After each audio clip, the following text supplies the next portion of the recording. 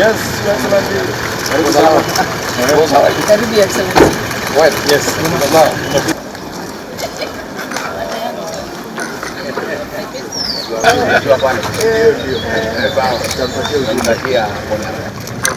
How are you, leader?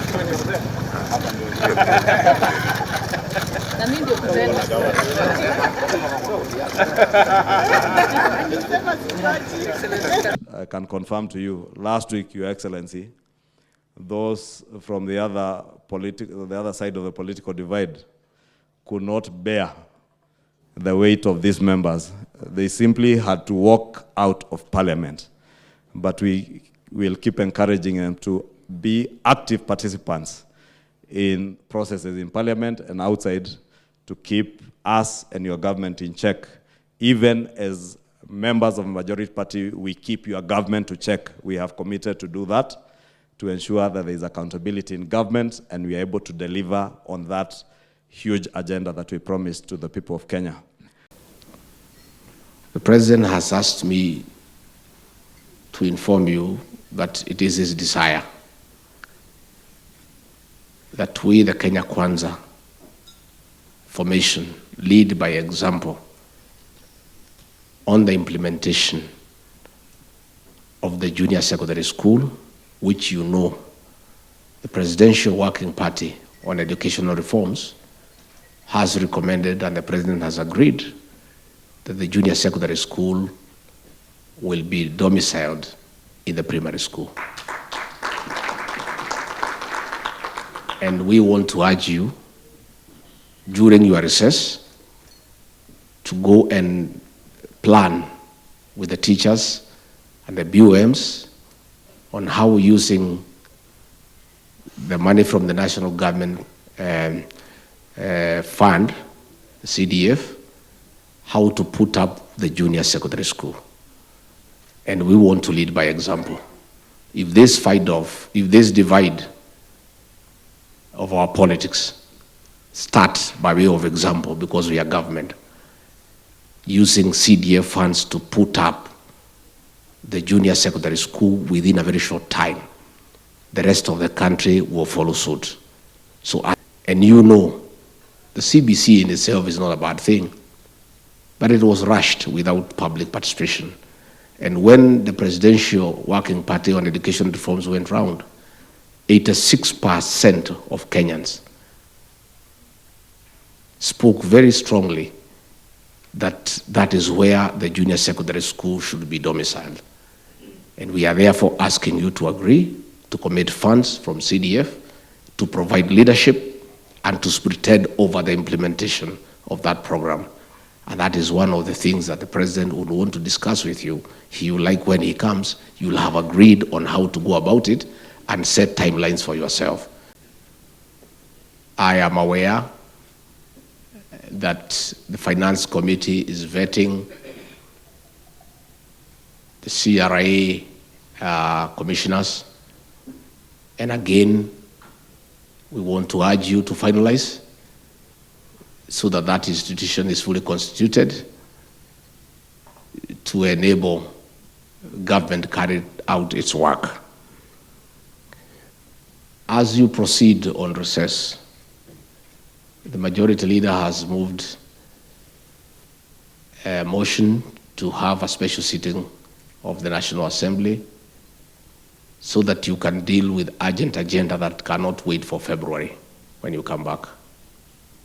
I request you to create time to come and prosecute that agenda so that even as you proceed with your recess, the business of government can move on. So I'm sure you will create time to come to the National Assembly and deal with matters that cannot wait for February. The Hustler Fund has been rolled out, and the President wants, when you go for recess, to continue explaining to our people the way it is operating. And most importantly, to urge them to pay.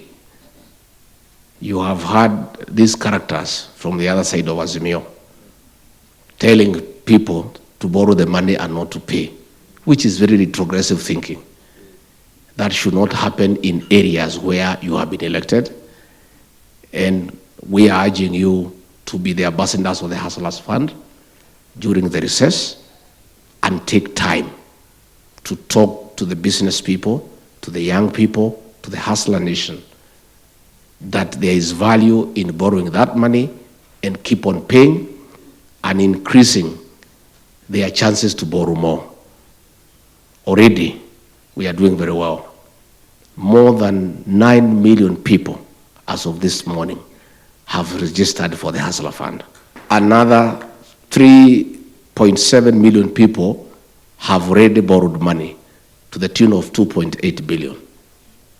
And what is very, very encouraging is that already 124 million has already been paid back, which means that the concept has been well received and people are borrowing and paying.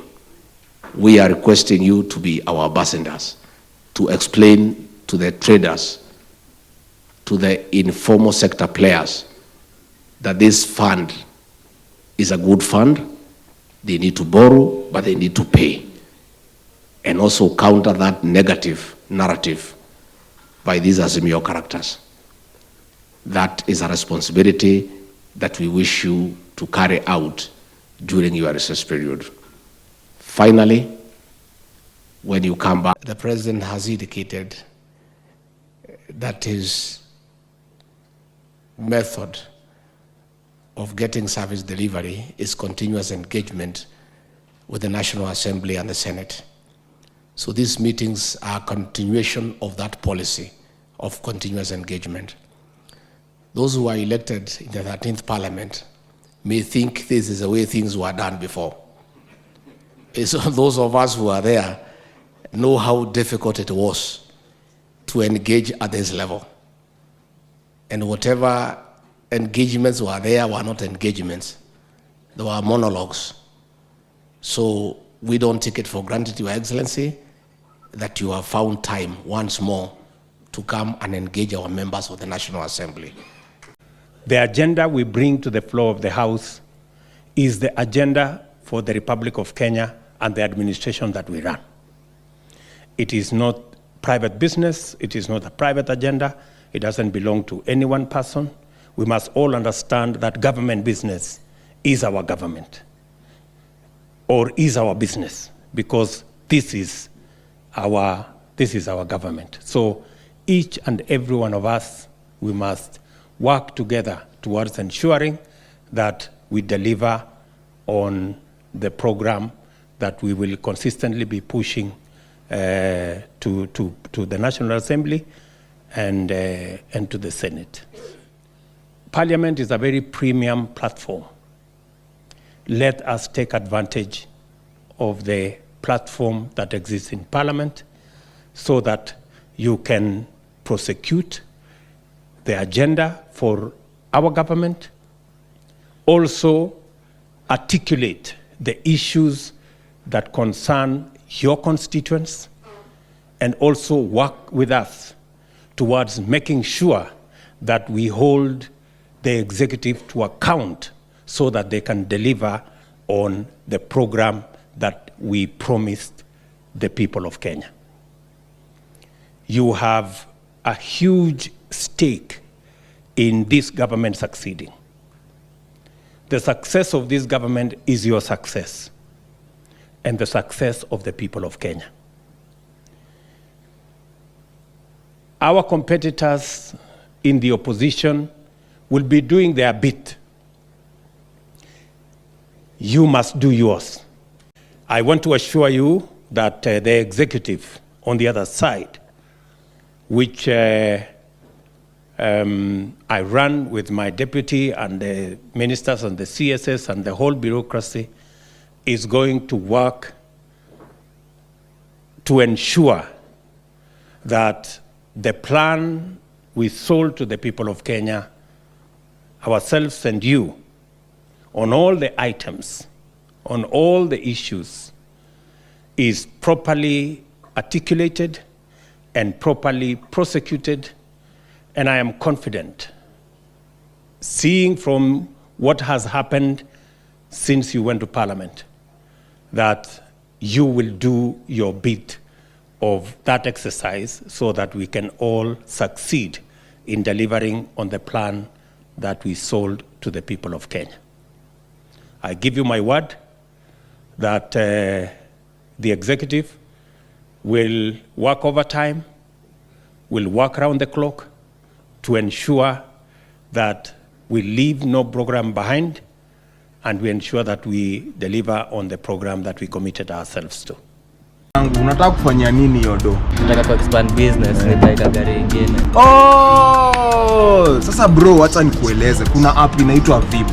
Unaona sasa, ukiwa na hii app, ni app yenye inakusaidia kumanage busy yako. Sasa wewe kama mse wa taxi, ukimanage transactions zako through VIP for the next 3 months, unaweza get access to loan. Alright. Na pia kulingana na design yenye unakopa na unalipa hiyo loan, wanaweza kupatia pia access to a better handsome amount ya loan. Unanipata ndugu yangu? Nakupata. Hiyo kwanza iko verified. Kabisa, download VIP leo na uexpand business yako in the next 3 months, au sio? Kabisa bana, hata niweke sahi.